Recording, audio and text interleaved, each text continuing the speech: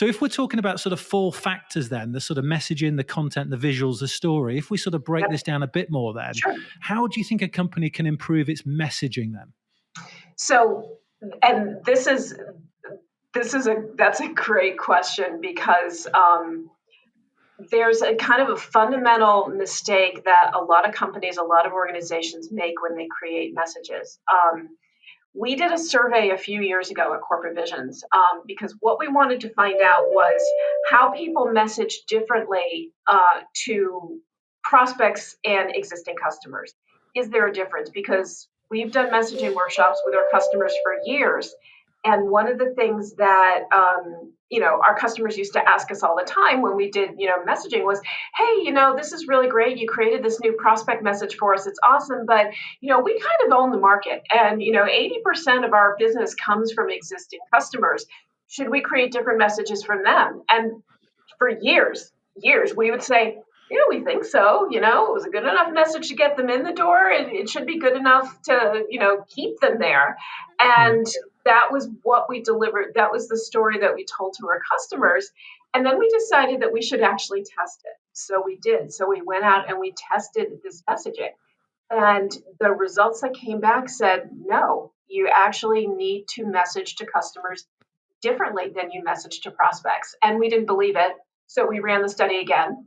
And results came back the same. We ran it a third time. And finally, the scientists that we ran the study with came back to us and said, there's a thing called status quo bias, and it's called status quo bias for a reason. Human beings hate change. They don't like to change. All things being equal, the brain would like to just keep doing the same thing because the brain is a fundamentally lazy organ.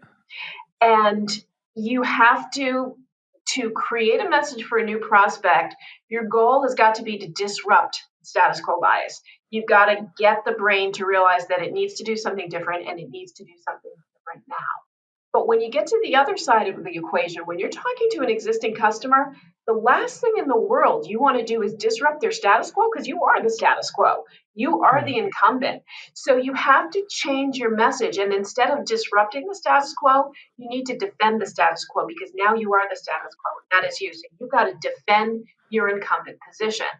And once we realized that you can't create messages the same way for both of those audiences. So the goal of a prospect message is to disrupt, to get them to change, to get them to choose you, and to get them to do it now. But when you're talking to an existing customer, you're either going to want to just reinforce the status quo so that they stay with you, so that they keep buying the same thing over and over again, or chances are you want to sell them new stuff. So then you have to introduce a message of control change. And that's a tricky one, right? Because you need them to change, but not away from you, but change with you. So we call that a why evolve message, because what you want them to do is you want them to take that step and buy that bigger or different solution, but do it with you. So you got to give them just enough disruption to make them nervous, but then lean on the relationship that you have with that customer, that trust that they have in you to say, hey, we've gotten you this far. Trust us to go in this direction with you as well.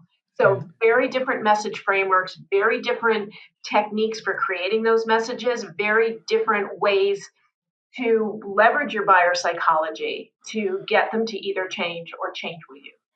And I think it's super important because we live in such a world where there's so much choice, isn't there? Especially within our market, which is sort of B2B tech. There are so many new solutions out there. So there are plenty of companies looking to disrupt.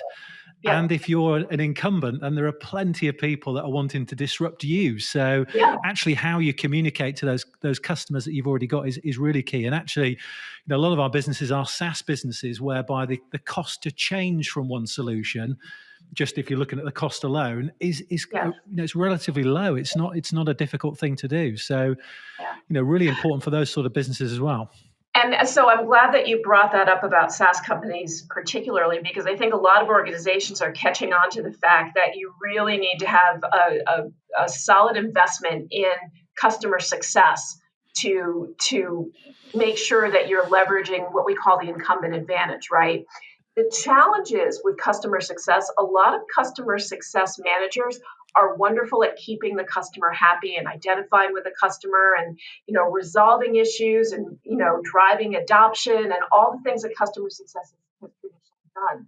But what a lot of customer success organizations aren't as good at is messaging value because they don't feel like it's their job. They feel like it's a sales thing.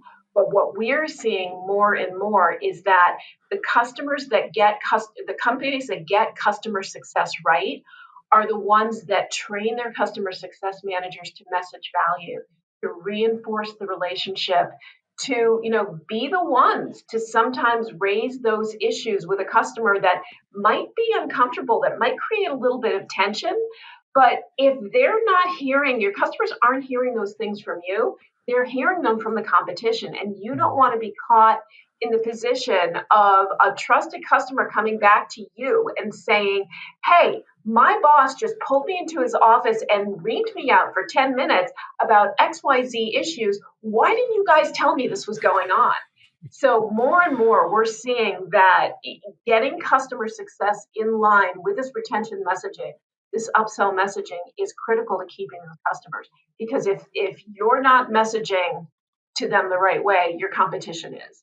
Yeah, that's interesting. I think customer success teams are sort of fairly early on in their development, Yeah. as sort of SaaS has become sort of more important as well. So it's interesting to hear that.